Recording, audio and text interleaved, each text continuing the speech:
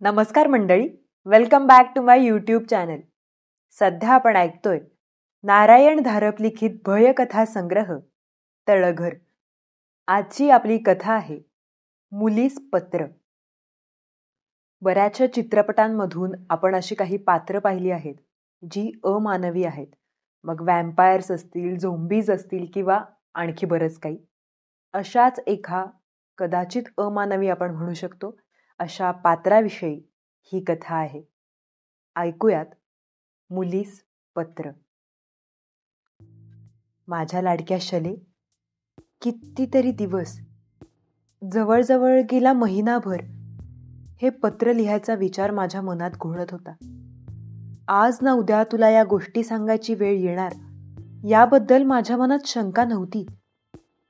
आता ती वेळ आलीये. हे पत्र मी तुझ्या खोलीत ठेवणार आहे. तू वाचशील, विचार करशील, समजून घेशील आणि आचरणात आणशील अशा आशेने. वेळ फार फार थोडा उरलाय. वेळ मोठी चमत्कारिक वस्तू. काही वेळा उलटता उलटत नाही आणि काही वेळा थांबवू म्हटल्याने थांबवताही येत नाही. आज सकाळी तुझे निश्चल शरीर पाहिले आणि मला समजले ती वेळ आता आलीये. शले, ह्यांचा जीव काळजीने पिचून गेलाय. मीच त्यांना कसा तरी धीर दिला आहे. आजची रात्र ते थांबतील. उद्याचे काय सांगू? मग माझ्या हातात काहीच राहणार नाही. तेव्हा आजच्या रात्रीतच तुला निर्णय घ्यायला हवा. मला आशा आहे की मी खोलीत पत्र ठेवीत असताना तू मला पाहिले असशील. ओळखले नसशील कदाचित, कारण तुला सगळेच वेगळे दिसत असणार. पण तू या कागदाकडे ओढली जाशील. शले, वाच, तुझ्या आईचे शब्द वाच. तुझी अवस्था मी ओळखते. मीही एकदा त्याच अनुभवातून गेले आहे. पण मला सल्ला द्यायला, मला समजावून सांगायला कोण होते? कोणीही नाही. वडील होते, चांगले होते, प्रेमळ होते. पण शले, ती साधी माणसे होती. त्या असह्य वेदनांतून, जीवघेण्या अनुभवातून माझे मला एकटीलाच जावे लागले. माझी मलाच ही गोष्ट उमजून घ्यावी लागली. या शरीराखेरीज आपल्याला तरणोपाय नाही. जड शरीराचे ओझे काही वेळा असह्य होते. मुंगीच्या पावलांनी नसांतून वाहणाऱ्या संवेदना जीव कासावीस करून टाकतात. शरीराच्या कवचात मन घातले की बहिऱ्या, मुक्या, आंधळ्यासारखे वाटते. डोळे अर्धवटच दाखवतात. कान काही अंशच ऐकवतात. एकेका साध्या विचारासाठी शेकडो शब्द निवडून घशाच्या दरीतून वर उचलून जिभेच्या कड्याखाली फेकायचे म्हणजे जीव हैराण होतो. सगळे काही खरे आहे, पण आपल्याला ते सहन करायलाच हवे. मानवी शरीर हेच आपले घर आहे, वाहन आहे, माध्यम आहे. त्याखेरीज दुसरा मार्गच नाही. तू 4 महिन्यांची होतीस तोपर्यंत मी तुझ्याशी मोकळेपणाने बोलत होते. पण मग ते थांबले. तुझ्या स्वैर स्वच्छंदी मनावर मानवतेचा कोश चढायला लागला. शब्दांच्या आठवणी कोरल्या जाऊ लागल्या. त्या क्षणापासून आजवर मी काहीही बोललेली नाही. आजवर तुला एकाही शब्दाने, कृतीने, हावभावाने कधीही सुचवले नाही. पण ती गोष्ट आता सांगायची वेळ आली. शले, आपण माणसे नाही आहोत. फार फार वेगळ्या आहोत. शले, वर्षभरापूर्वी तू एकदा बागेतून रडत रडत घरी आली होतीस, आठवतं? एक वयस्क माणूस तुझ्याजवळ बाकावर येऊन बसला होता आणि काहीतरी वेडेवाकडे बोलून तुला घाबरवून सोडित होता. तू भयभीत होऊन घरी पळत अडखळत रडत आली होतीस. तू तुझे कसे तरी सांत्वन केले होते, आठवते तुला? शले, त्याला माहीत नव्हते की तुझी वेळ अजून आलेली नाही. मीही तुला काही सांगू शकले नाही, कारण ती वेळ यायची होती. आजवर काही बोलले नाही, पण आता बोलायची आणि सांगायची वेळ आलीये. आतापर्यंत तुला ते समजलेच नसते. आता समजेल. आवडणार नाही कदाचित, पण त्याची ही सवय करून घ्यायला हवी. आता तो माणूस परत तुझ्याजवळ आला तर त्याच्यापासून भिवून दूर होऊ नकोस. शले, ते माझे वडील आहेत, तुझेही वडील आहेत आणि तुझ्या मुलीचेही वडील होणार आहेत. हो, आपल्याला फक्त मुलीच होतात. ते एकटेच आहेत. आता मी खिडक्यांना निळे पडदे लावीन. खिडकीतल्या पुष्पपात्रात निळी गोकर्णीची नाही तर निळसर जांभळी कृष्णकमळाची फुले ठेवीन. तू बाहेर जायला लागलीस म्हणजे तुलाही निळा स्कर्ट नाहीतर निळी साडी दे, म्हणजे त्यांना कळेल. निळा रंग ही आपली खूण आहे. सुदैवाने तुला थोडीशी तरी कल्पना द्यायला मी आहे.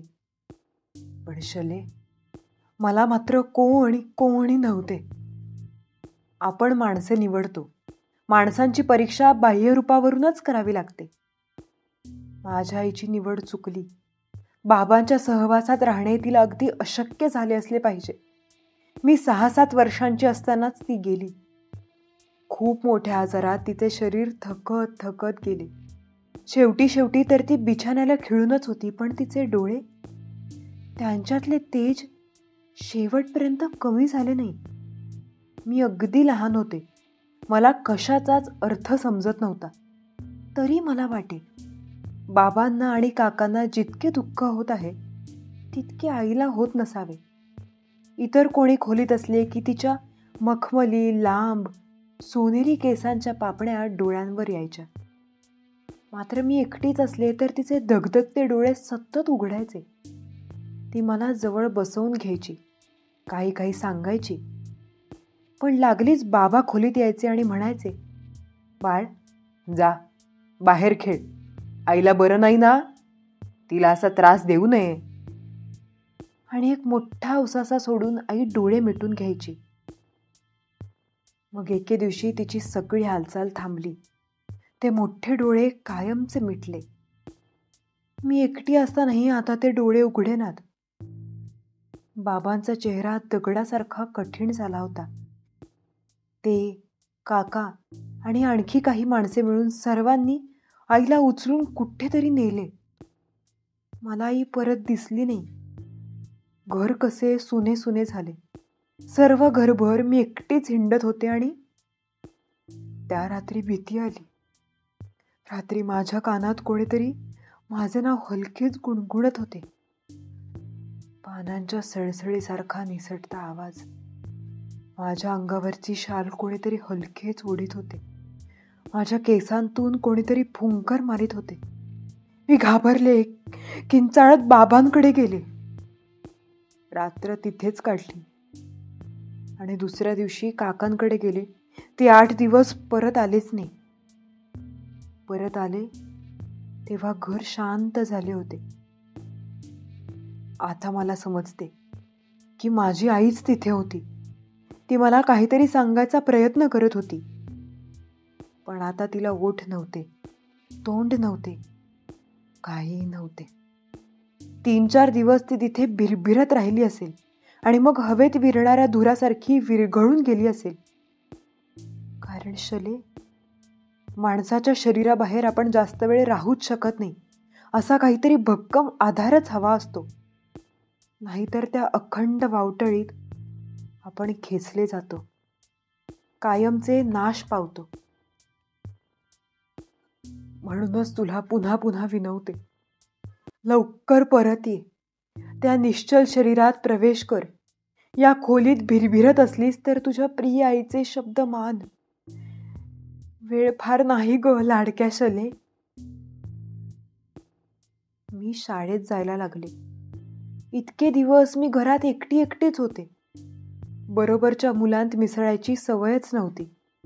तेव्हा शाळेतल्या मुलींना मी बुजरी, भित्री, एकलकोंडी वाटली असले पाहिजे. त्यांच्या मानाने मी खूपच उंच, कृश होते. साहजिकच मी सगळ्यांच्या थट्टेचा विषय झाले. लहान मुलांसारखे क्रौर्य कुठेच आढळत नाही. पण सर्व सहन करण्याशिवाय इलाज नव्हता.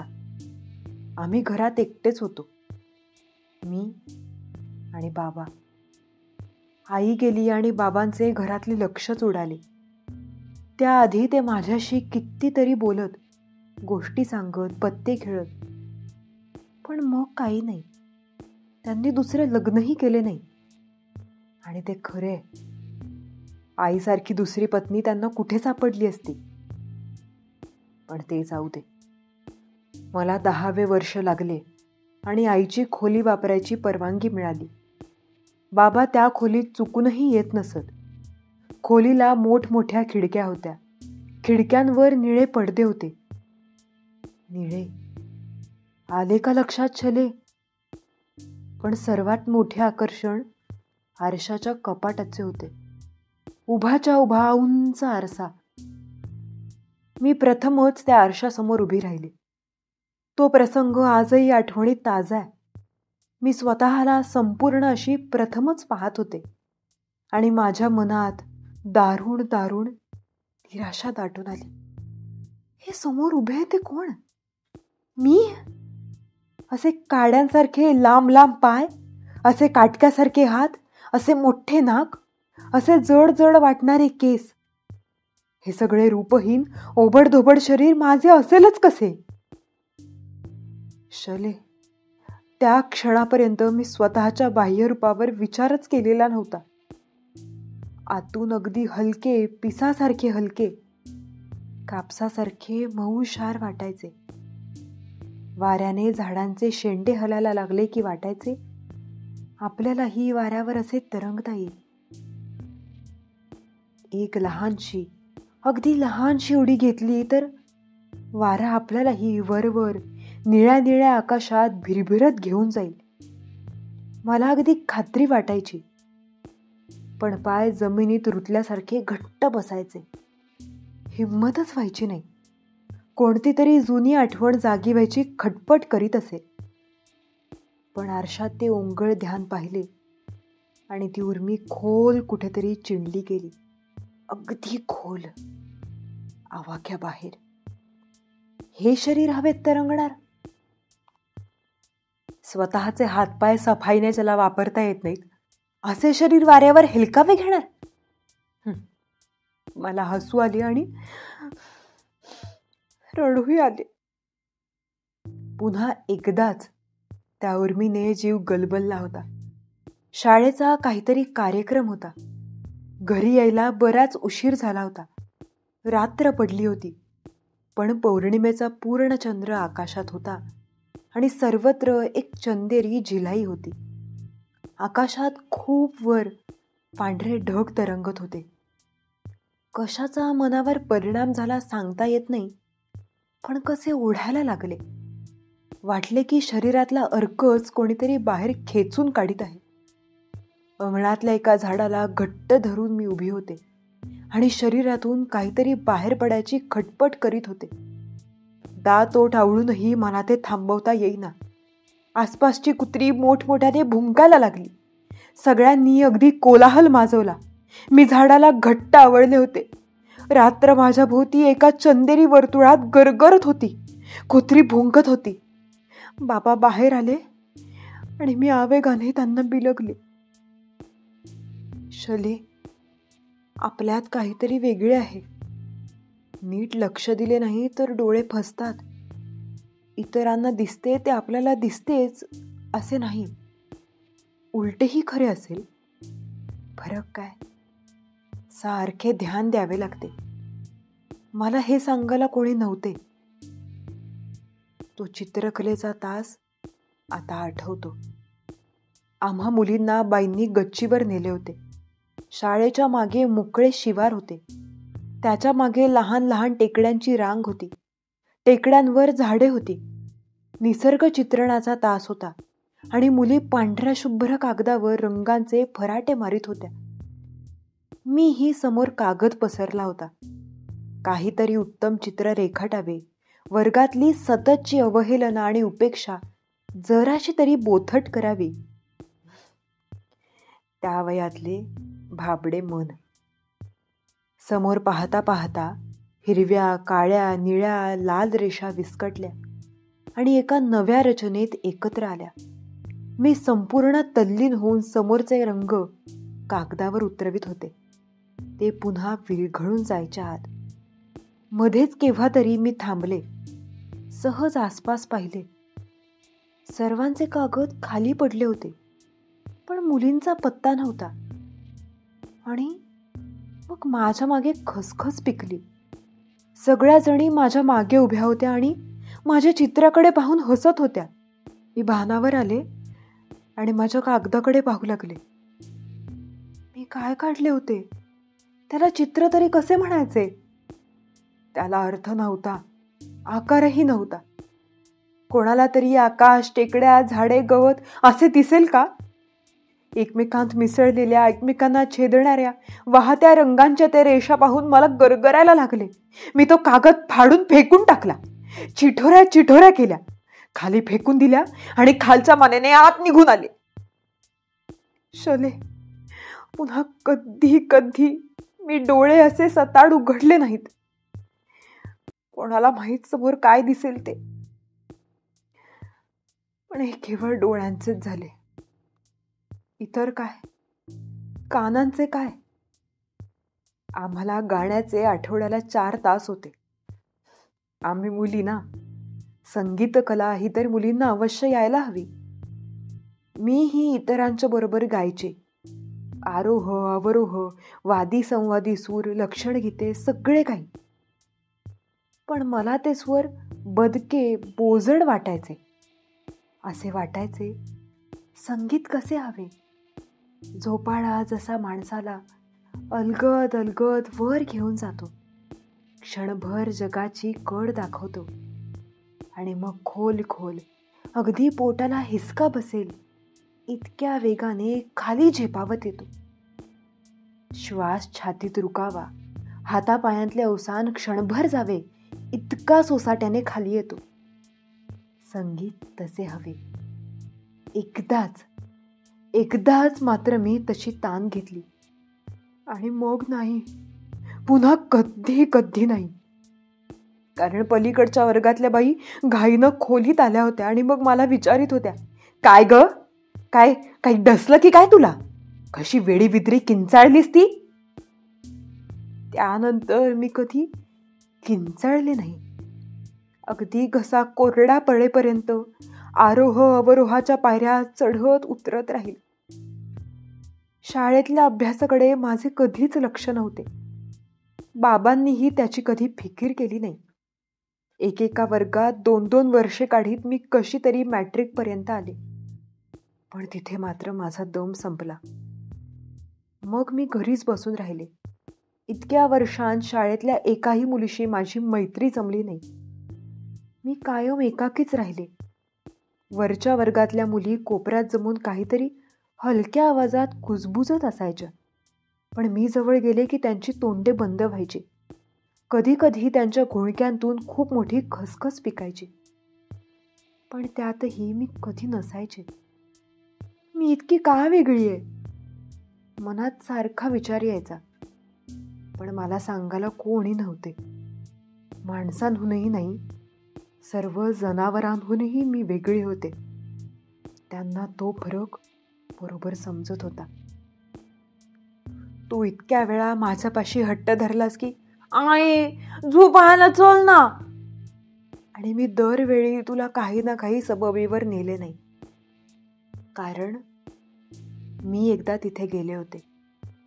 मला काही माहीत नव्हते. अगदी अजाणतेपणी गेले बघ. कितीतरी वेळ ती गोष्ट माझ्या लक्षातच आली नाही. खरे म्हणजे मी केवळ वेळ घालवायला गेले होते. समोर लक्ष होते कुठे?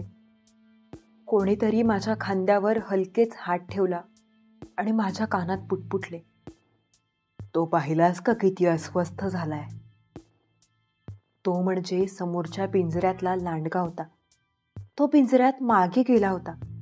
जबड्याचे अणकुचीदार दात वासून माझ्याकडे पाहत होता. त्याच्या सर्व शरीरावरचे केस ताठ झाले होते.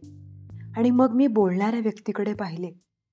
मध्यम वयाचा एक माणूस, गळ्याभोवती मफलर गुंडाळलेला, त्यात नाकापर्यंतचा भाग लपलेला, डोळ्यांना किंचित निळसर काचांचा चष्मा, वरचे केस धुरकट पांढरे.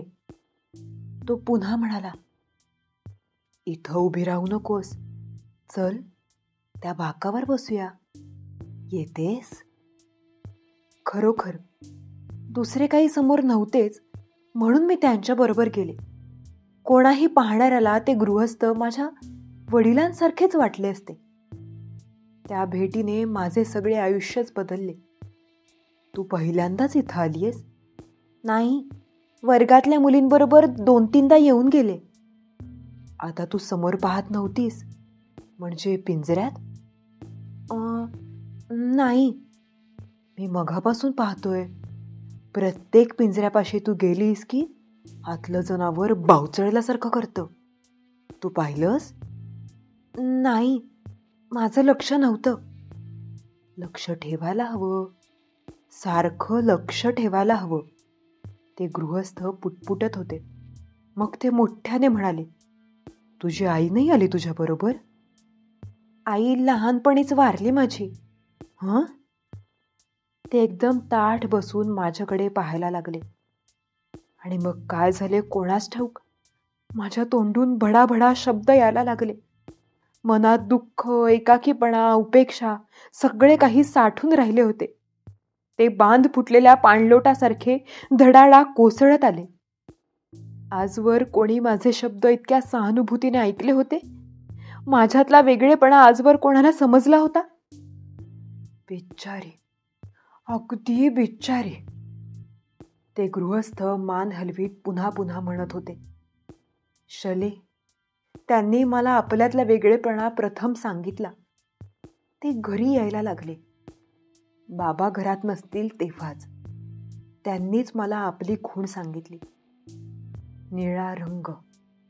आधी मला त्यांची शंका येत होती, कारण तरुण मुलींना फसवायला असे गुंड नेहमीच टपलेले असतात. पण तुला सांगायलाच हवे, तुझ्यावर तशी वेळ येणार नाही. जग उलटे झालेले तुला पाहावे लागणार नाही. रात्रीचा दिवस आणि धुराची माणसे झाल्याचे तुला पाहावे लागणार नाही. कारण तुला सांगायला मी आहे. मला सांगायला माझी आई नव्हती. त्यांचे नाव कशाला सांगू? नावात काय? नाव म्हणजे वरच्या शरीराला चिकटवलेले लेबल आहे. आत काय हे त्यावरून थोडेच समजते. सुरुवातीला माझा त्यांच्यावर विश्वास बसला नाही. तू वयात आलीस म्हणजे तुला समजेल, ते नेहमी म्हणायचे. त्यावेळी मी सांगितलेलं लक्षात ठेव. घाबरून जाऊ नकोस हं, आणि मग मी येईन. आणि मग मावशी माझ्याकडे आली. आपल्यातल्या सर्व स्त्रिया तुझ्या बहिणीत समज. माणसांची नाती आपल्या उपयोगाची नाहीत. जी सोयीची वाटतील ती वापरायची. मावशी आली ती संध्याकाळची आली. घरात आलीच नाही. अंगणातच झाडाच्या आडोशाला उभी होती.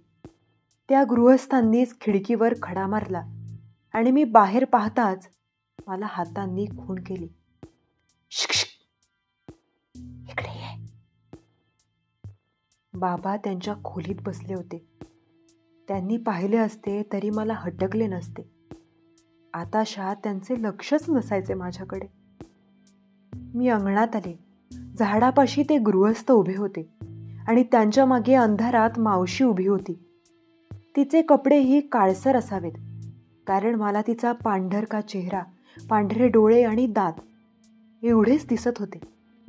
ही तुझी मावशी, ते म्हणाले, आणि मावशीचे पांढरे शुभ्र दात हास्यात आणखीच स्पष्ट झाले. मावशी जराशी पुढे झाली आणि तिचा एक हात माझ्या केसांवरून, गालांवरून, पाठीवरून फिरला. हलके हलके, अगदी रेशमी पिसासारखा. अजून लहान आहे नाही? मावशी म्हणाली. आवाज गवताच्या सळसळीसारखा होता. हो, अजून लहान आहे, ते गृहस्थ म्हणाले. तिची आई लहानपणीच गेली, नवल आहे नाही? मग मला तरी यायला हवं. मावशी कुजबुजली. हो, तिचा अजून विश्वास नाही आणि तिला तरी कसा दोष द्यायचा, ते गृहस्थ म्हणाले. ती दोघे एकदम स्तब्ध झाली, अगदी पुतळ्यासारखी स्तब्ध. मग दोघांच्या शरीरांतून काळसर धुके निघाले. त्याला खरा रंग आकार काहीच नव्हते. धुराच्या वेटोळ्यासारखी ती दोघे आता एकमेकांना विळखे घालीत होती, एकमेकांत मिसळत होती, पुन्हा अलग होत होती. मला भीती वाटायला हवी होती का? घृणा वाटायला हवी होती का? तिटकाऱ्याने अंगावर शहारा यायला हवा होता का? तसे काहीच झाले नाही. एक प्रकारच्या आश्चर्याने, अनिवार्य उत्सुकतेने मुग्ध होऊन मी त्यांचा तो धुराचा नाच पाहत उभी राहिले. आणि त्यांची ती दोन शरीरे मेणाच्या पुतळ्यासारखी वासल्या तोंडांनी, बटबटीत डोळ्यांनी वर पाहत माझ्या शेजारी उभी होती. धुराचे लोट खाली आले, दोन्ही शरीरांत शिरले. थोड्याच वेळात ती शरीरे हालचाल करायला लागली. आता तिला सगळं सांग, वेळ आली की मी येईन, ते गृहस्थ म्हणाले आणि निघून गेले. झाडाखालच्या अंधारात मावशी उभी होती. शले, मावशीची नि माझी ती पहिली भेट. त्यानंतर ती खूप वेळा मला भेटली, पण घरात मात्र कधी आली नाही. अंधारी अमावस्येची रात्रच भेटीसाठी ती निवडायची. खरे म्हणजे तिचा चेहरा मोहरा मला स्पष्ट असा कधी दिसलाच नाही. तिचा आवाजही दबल्यासारखा, घशातल्या घशात असा असायचा. उच्चार स्पष्ट नसायचे. काही शब्द तिला बोलताच यायचे नाहीत.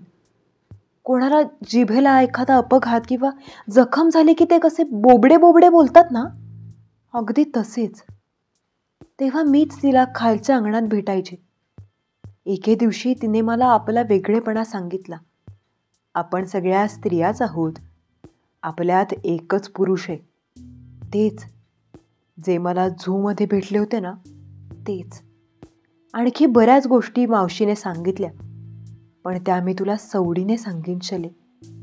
आता तुझी भीती दूर करायची, तुला परत एकदा त्या शरीरात आणायचंय. तेव्हा हे बघ, तू आता ज्या अवस्थेत आहेस तिच्यातच मीही एकदा होते. स्त्रियांना एकदा त्या अनुभवातून जावेच लागते. त्या क्षणी मुलीची स्त्री होत असते. निसर्ग तिला प्रचोत्पादनासाठी सिद्ध करीत असतो आणि आपण त्या शरीराच्या कवचात वावरणाऱ्या आपण आपल्यालाही त्या शारीरिक संक्रमणापासून सुटका नाही. ग्रंथींची उलथापालथ होत असते. नाना रसायने शरीररसात ओतली जात असतात. त्यावेळी आपला वेगळेपणा प्रकर्षाने जाणवतो. द्वंद्व अगदी उघड्यावर येते. शरीराचा साचा तोडून द्वैत उघड्यावर येऊ पाहते. शले, तीच कसोटीची वेळ आहे, तीच संयमाची वेळ आहे. मी मावशीला हे सांगितले आणि ती खसखसत हसली. आता त्यांना यायला हवं. आता खिडक्यांना निळे पडदे लाव. आता तू निळी साडी वापर, ती घोगऱ्या आवाजात म्हणाली. आणि मग आणखी हलकेच म्हणाली, एवढ्यात काही मी येणार नाही हा. शले, ते 2-3 दिवस मी जन्मात विसरणार नाही. सगळे शरीर आतून पिंजून निघाल्यासारखे वाटायचे. एका क्षणी थंडीने हुडहुडी भरायची, दुसऱ्या क्षणी उकाड्याने जीवाची कशी तगमग व्हायची. डोळ्यांसमोर सारखा कसला तरी रंगीत पडदा सरकायचा. कानांत नाना तऱ्हेचे आवाज घुमायचे. पण शले, तुला तो सगळा अनुभव आहेच. तुला कशाला सांगायला हवे? 2 विभिन्न आकृतींचा हा संघर्ष असतो. मानवाचे शरीर आपल्यासाठी नाहीये आणि या क्षणी आपल्याला हुसकावून लावायचा ते आटोकाट प्रयत्न करीत असते, पण त्याला हार जाऊन चालत नाही. तुझी भिवून बाहेर आलीयेस, बाहेर बसलीयेस, ते चूक आहे. आपल्याला देह नाही आणि त्या जड वस्तूला चेतना नाही. असेच नाही का होणार? मग ते कलेवर शेवटी जाळून टाकतात. आणि मग आपण काय करायचे? तू चुकतीयेस शले, परत ये, परत ये शले. काही दिवसच ते सहन करावे लागते. चौथ्या दिवशी संध्याकाळी ते आले. रात्रीचा खिडकीवर खडा आला. मी खाली आले. आज ते एकटेच होते. मावशीचा पत्ता नव्हता. आम्ही त्या झाडाच्या सावलीत होतो. ते म्हणाले, पूर्वी तुला हवेत तरंगावंसं वाटत होतं ना, मग आता बघ बरं. मी एकदाच वरच्या फांद्यांच्या झिरझिरी जाळीकडे पाहिलं आणि मग मला हलकेच कोणीतरी वर उचलले. माझे जड शरीर मागे राहत होते. मी त्यातून बाहेर पडत होते. वर वर चालले होते. तसेच त्यांच्याही शरीरातून काळसर धुराचे वलय बाहेर येत होते. आम्ही एकमेकांत मिसळून गेलो. त्या काही क्षणापुरती मी अगदी अगदी स्वतंत्र होते. वजन नाही, पाश नाही, ओढ नाही, काही नाही. तेव्हा आणि नंतर ते भेटले तेव्हा मी त्यांना मावशीबद्दल विचारले. मावशीची कहाणी जरा दुःख देशले. तिला कसला तरी अपघात झाला. काय ते त्यांनाही नीट माहीत नाही. पण मानवी शरीर आणि आपण यांच्यात जे एक अंतर असायला हवं होतं ते नाहीसं झालं. दोन्ही एकमेकांत अर्धवट गुंतून गेली आहेत. मावशी धड आपल्यात नाही, धड त्यांच्यात नाही. ती फार विद्रूप दिसते हं, ते म्हणाले. माणसाचा साचा तर सुटत नाही आणि आपल्या सवयीही पुसता येत नाहीत. ती अशीच एकट्या एकट्याने अंधाऱ्या जगातून वावरत असते. आपल्याला अर्धवट दिसते, माणसांनाही अर्धवट दिसते. त्यांना असे काही दिसले की ते किंचाळत पळून जातात. आपण तरी काय करणार? मला मावशी परत दिसली नाही.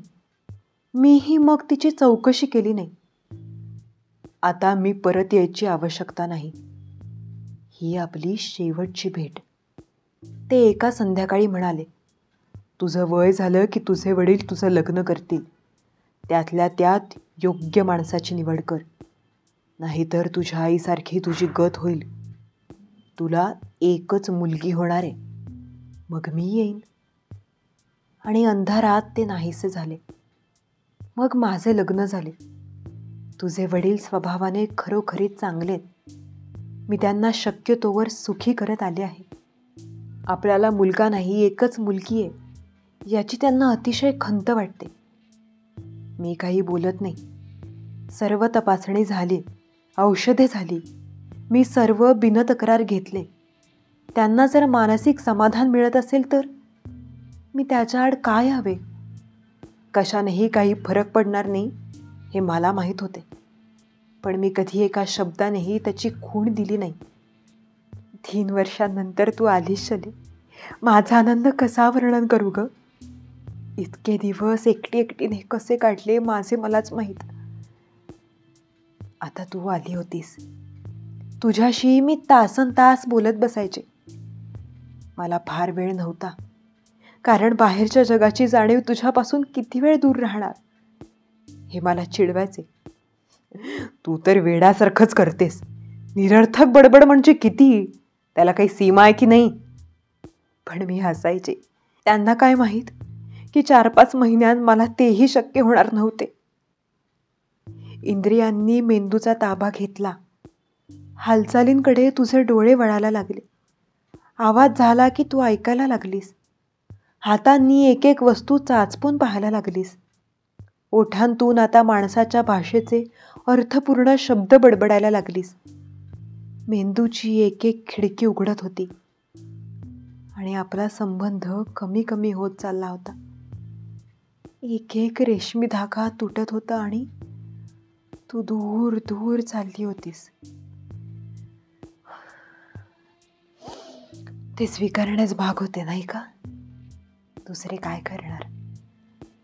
माझ्या डोळ्यांसमोर तुझ्या त्या ओळखीच्या चकचकीत अस्मितेवर अनोळखी अपारदर्शक परक्या मानवतेचा कोश चढला. तू त्यात पुरी गोवली गेलीस. आता कितीतरी दिवस मला परत भेटणार नव्हतीस. 16, 17, 18 वर्षे माझे तुझ्याकडे लक्ष होते. त्यांनाही तुझी आठवण असावी. शले, तू वयाच्या मानाने थोराड दिसतेस म्हणूनच ते फसले. तुला ते बागेत भेटले तेव्हा त्यांना वाटले असेल मी तुला सगळे काही सांगितले म्हणून त्यांनी तसे केले. पण त्यांनी आधी आपल्या घरावरून चक्कर मारली असती तर त्यांना दिसले असते की खिडक्यांना अजून पिवळेच पडदे आहेत. बाबा गेल्यानंतर मी त्यांच्याच घरात राहत आले तेव्हा त्यांच्या ते लक्षात असणारच. एवढ्यातच ते पुन्हा घरावरून जातील तेव्हा त्यांना खिडक्यांचे निळे पडदे दिसतील किंवा खिडकीतील निळी फुले दिसतील. तू परत येशील अशी खात्री बाळगून मी ती तयारी केली आहे. शले, आता खरेच फार वेळ नाही. आजचीच रात्र फार फार तर उद्याचे कोण काय सांगणार. मी हे पत्र तुझ्या खोलीत ठेवणार आहे. रात्रीत केव्हा तरी भिरभिरत तू टेबलापाशी येशील, हे वाचशील आणि परत जायचा निर्णय घेशील अशी आशा मनाशी धरून ये. शले, जास्त काय लिहू ग. तुझ्यावर सतत प्रेम करणारी तुझी आई. ही होती आपली आजची कथा, मुलीस पत्र. आशा करते की हे वाचन तुम्हाला नक्कीच आवडलं असेल. भेटूयात लवकरच पुढच्या व्हिडिओमध्ये. थँक्यू.